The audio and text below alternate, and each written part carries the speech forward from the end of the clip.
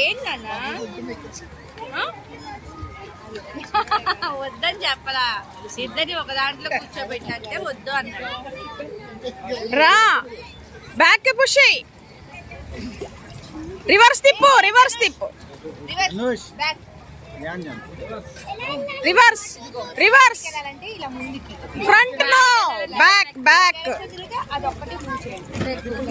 ఎక్కించు, ఎక్కేస్తారు.